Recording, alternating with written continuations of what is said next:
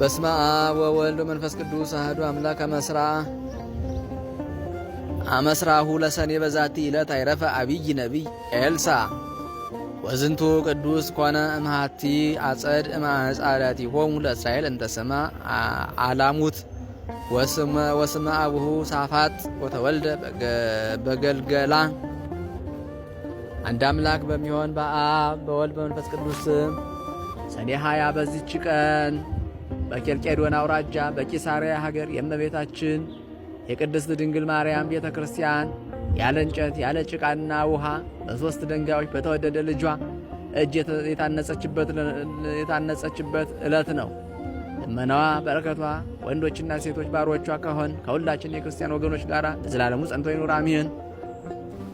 ሰላም እብል ለእንተ ቤትኪ ህንፃ በሰላስ አይባን እንዘይ ሐፃ ማርያም ስብይት ለጽዮን ባናቀጻ ይተአቀብ ባሕረ ጸጋኪ ወይትገሰን ሆፃ ይተአቀም ወለመኒ በእሳት እይትበላ እፃ።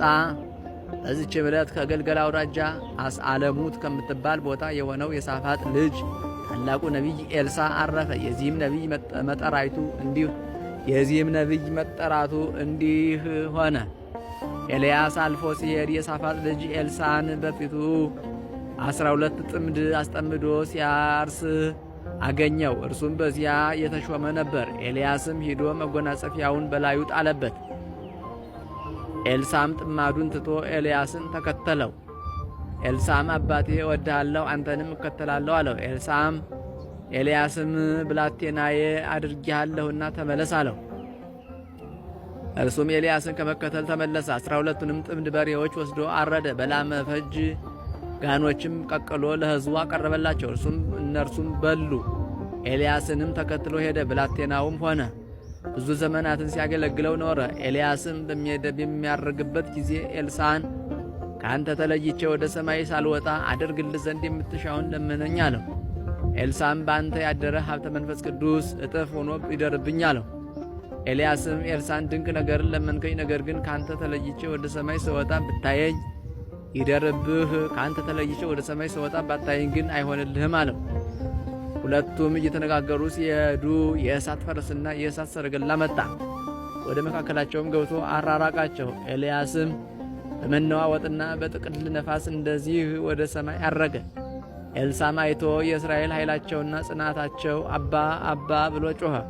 ከዚህ በኋላም ዳግመኛ አላየውም። ልብሶቹንም ከሁለት አድርጎ ከፈላቸው። ኤልያስም ለኤልሳዕ መጠምጠሚያውን ጣለለት፣ በኤልሳዕ ራስ ላይ ወረደ። ኤልያስም ተመልሶ በዮርዳኖስ ባህር ዳር ቆመ። በራሱ ላይ የወረደች የኤልያስንም መጠምጠሚያ ይዞ ውሃውን መታባት። ውሃውም አልተከፈለም። የኤልያስ ፈጣሪ ወዴት ነው? ይህስ እንዴት ነው አለ። ከዚያም በኋላም ውሃውን መታው።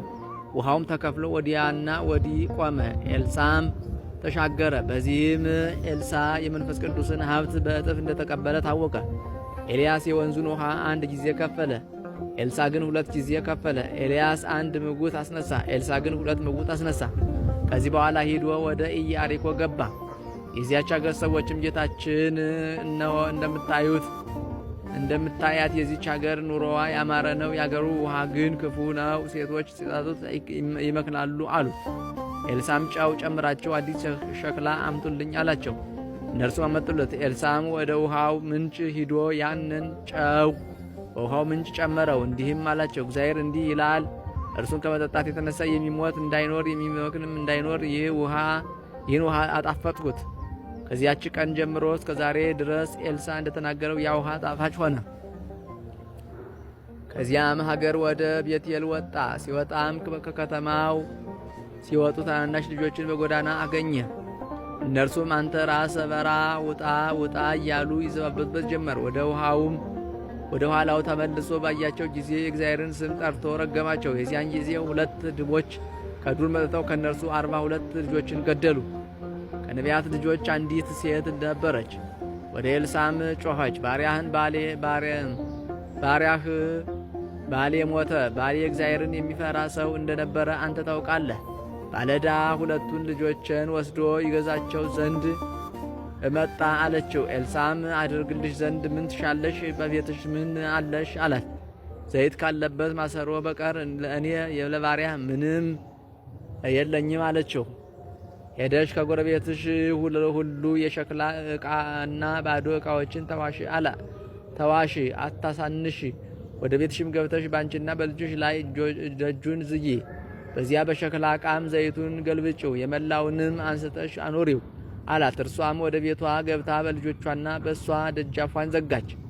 እነርሱም ያቀርቡላት ነበር፣ እርሷም እየቀዳች ትገለብጥ ነበር። ከዚህ በኋላ ልጆቿን ዳግመኛ የሸክላ ዕቃ አቅርቡልኝ አለቻቸው። የሸክላ ዕቃ ሁሉ አለቀ፣ የለም አሏት። ከዚህ በኋላ ያም ዘይት ፈሰሰ። ከዚህ በኋላ ያም ዘይት ተገታ። እርሷም ሂዳ ለእግዚአብሔር ነቢይ ነገረችው። ኤልሳም ሂጂ፣ ይህን ዘይት ሽጠሽ ዕዳሽን ክፈይ፣ የቀረውን ዘይት ግን የልጅሽንና የልጅሽን ሰውነትና ያንቺን ሰውነት አጽኝበት አላት። ከዚህ በኋላ ኤልሳ በአንዲት ቀን ወደ ሱማን ሄደ። በዚያም አገር አንዲት ታላቅ ሴት ነበረች። ወደዚያ ከመሄድ ውሎ አድሮ ነበርና እህል ይበላ ዘንድ አቆመችው። ያችም ሴት ባሏን እነሆ የእግዚአብሔር ነቢይ ቅዱስ ነው፣ ዘወትር በእኛ ዘንድ እያለፈ ይሄዳል። እስራኤል እያለፈ ይሄዳል። ትንሽ እልፍኝ እንስራለት፣ አልጋም እናዘጋጅለት፣ መብራት የሚበራበት መቅረዝና ወንበርንም ጠረጴዛንም እናዘጋጅለት፣ ወደኛም በመጣ ጊዜ በዚያ ይደር አለችው። ከዚህ በኋላ በአንዲቱ ቀን ወደዚያ ገብቶ በእልፍኙ አደረ። መዘምሩ ግያዝንም ይችን የሱማን ሴት ጠራት አለውና ጠራት። እርሷም መጥታ በኤልሳ ፊት ቆመች። እነሆ ይህ ሁሉ ክብር አከበርሽኝ፣ ምን ላድርግልሽ? ከንጉሥ ዘንድ ካለቃም ዘንድ ቢሆን ጉዳይ እንዳለሽ ንገሪኝ በላት አለው። እርሷም እኔስ በወገኖች መካከል እኖራለሁ አለችው። ምን ላድርግላት አለ። ደቀ መዝሙሩ ግያዝም ልጅ የላትም፣ ባሏ ሽማግሌ ነውና የሚታዘንላት ሴት ናት አለው። ደግሞ ጥራት አለው። በጠራትም ጊዜ መጥታ በደጃፍ ቆመች። ኤልሳም የዛሬ ዓመት እንደ ዛሬ ልጅ ትወልጃለሽ አላት። እኔን አገልጋይን ጌታዬ አታስቀኝ አለችው። ከዚህም በኋላ ያቺ ሴት ጸንሳ ኤልሳ በነገራት ጊዜ በዓመቱ ወንድ ልጅ ወለደች። ያም ልጅ አድጎ ከአባቱ ጋር ወደ አዝመራው ወጣ። አባቱን ራሴን አለው። የሕፃኑም አባት ብላቴናውን ወደ እናቱ አስገባው አለው። ብላቴናውም ያንን ልጅ ወደ እናቱ አስገባው። እናቱም እስከ ቃትር በጉልበቷ ላይ አስተኛችው። ከዚህ በኋላ በሞተ ጊዜ አውጥታ በእግዚአብሔር ነቢይ አልጋ ላይ አስተኛችው። ዘግታበትም ወጣች።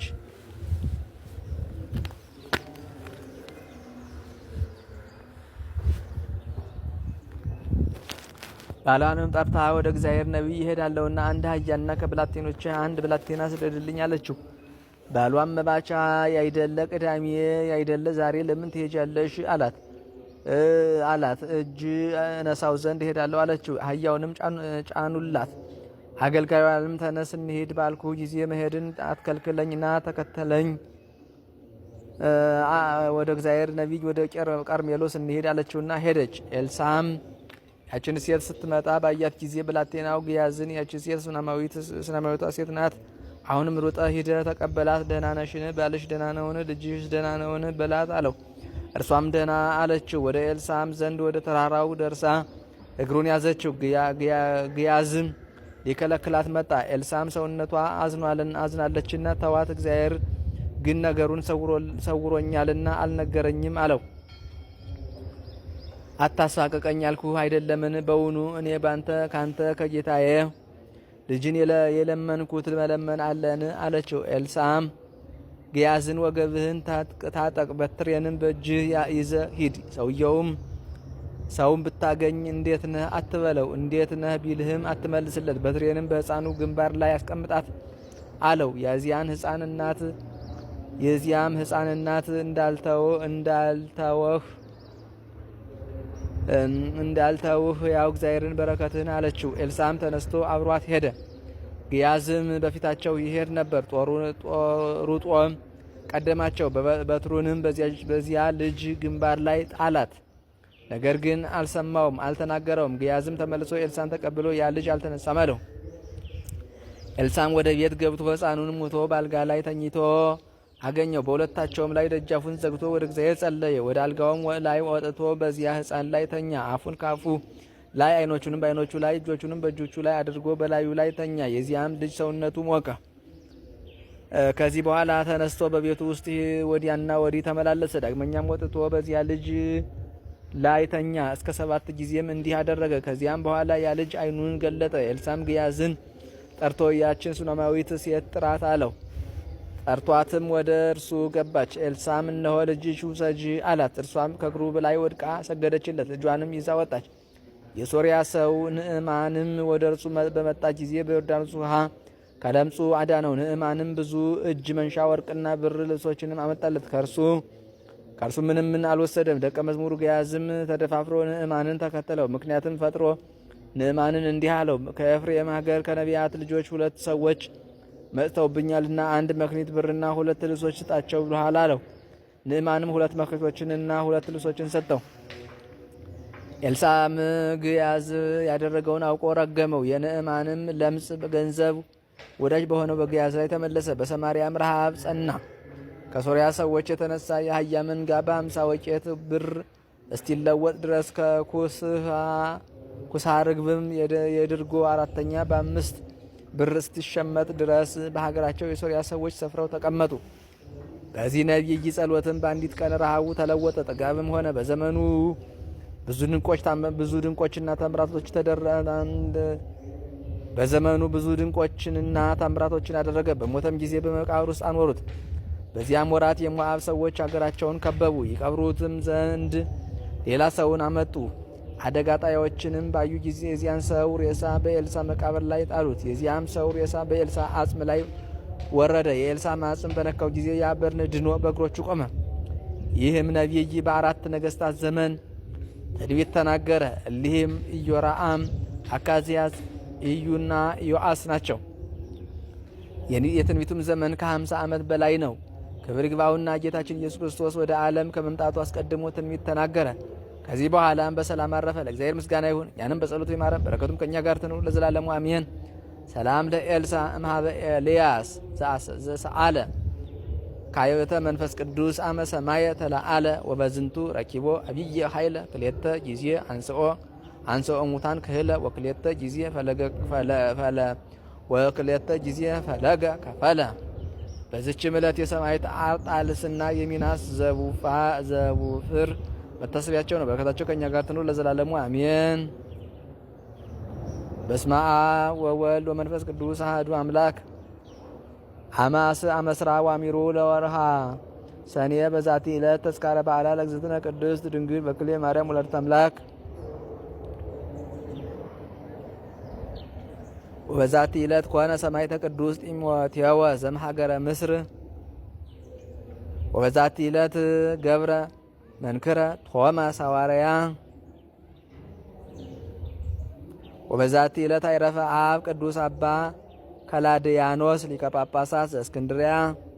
ወበዛቲ ዕለት ኮነ አፍልሖተ ሜሮን ወረክበተ አይጽምቲሁ ለስፍታን ዛቅረብኩ ማይሌታ ዘኪራ ኢላፈም ለተጸምዱ ከዘልፈ ለላነብ ተወግብ ዘሪት መጻፍ እንተረሰይ ከግዚኦ ጸሪቀ መብለት ወቁ በመላቡ ብላ ዘተርፈ ነቢያት ቅዱሳን ሐዋርያት ሰባክያን ሰማዕታት ጻድቃን ደናግል አዲው መነኮሳት ሄራን ባረኮ ባይዛቲ መካነስ ካረጋዊ ላይ ገምነው ሕፃን ለተጻፈው በቅርታሱ ለዛ ጻፈው ዘ ይደርስ ለዛነበው ለዘርጎም በልሳን አዲስ ለሰማ ቃሉ በዝነ መንፈስ በጸሎተ እሙ ማርያም አራጅተ ሁሉም ባይ ስቡር የማረነ ኢየሱስ ክርስቶስ ሰላም ለክሙ ጻድቃን ወሰማዕታት ላይ ረፍኩሙ በዛቲ ዕለት መዋያን ዓለም አንተሙ በብዙ ትዕግስት ሰአሉ ቅድመ ፈጣሪ በኩሉ ሰዓት እንበለንሳ ኪያነ ይንሳአነ ሞት ሰላም ለክሙ ጻድቃን ዛቲ ዕለት ሰላም ለክሙ ጻድቃን ዛቲ ዕለት ኩልክሙ እድ ወአንስ በባስማቲኩም ቅዱሳነ ሰማይ ወምድር ማኅበረ ሥላሴ አንትሙ ትዝክሩነ በጸሎተክሙ በእንተ ማርያም እሙ ተማይጸነ በክርስቶስ ሥጋው ወደሙ